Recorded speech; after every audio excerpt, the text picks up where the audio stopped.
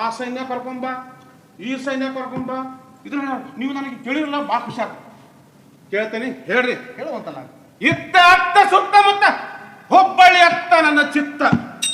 ಯಾಕಂದ್ರೆ ಯಾಕಿರ್ಬೋದು? ನನ್ನವರಿಗಾಗಿ, ನಮ್ಮವರಿಗಾಗಿ, ಹಿರಿಯರಿಗಾಗಿ, ಕಿರಿಯರಿಗಾಗಿ ಸದಾ ಹೆಗಲಿಗೆ ಹೆಗಲಾದ ಹಲ ಹಲ ಸಾರ್ತಿ ಸಾರ್ತಿ ಅಂತ ಕರಿತಾರ್ರಿ ದೇವ. ಮತ್ತೆ ನಿಮ್ಮ ನಾಮಾಂಕಿತ ಒಂದು ಹೇಳ್ಬಿಡಲ್ಲ. ಈಗ ಸಾರಥಿ, ನಿನ್ನ ನಾಮಾಂಕಿತವನ್ನ ಅತಿ ಸುಂದರವಾಗಿ ವಿವರಿಸಿದ ಮೇಲೆ ನನ್ನ ನಾಮಾಂಕಿತವನ್ನು ಹೇಳಬೇಕಲ್ಲವೇ? ಹೌದೇವಾ, ಹೇಳಬೇಕ.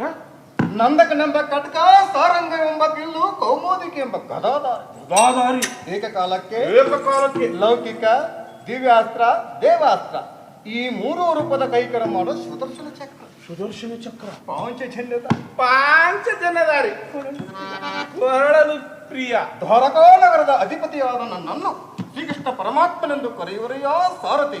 ಶ್ರೀಕೃಷ್ಣ ಪರಮಾತ್ಮ ಧನ್ಯನಾದಕ್ಕೆ ಧನ್ಯನಾದೆ ಸ್ವಾಮಿ. ಮುರಾರಿ, ಮುಕುಂದ, ಶ್ರೀಕೃಷ್ಣ, ನಾ ಬಂದ ಕಾರ್ಯವನ್ನು ಮುಗಿಸಿಕೊಂಡು ಹೋಗಿ ಬರುವಂತವರಾಗಿರಿ. ಯಾಕಾಗಲ್ಲ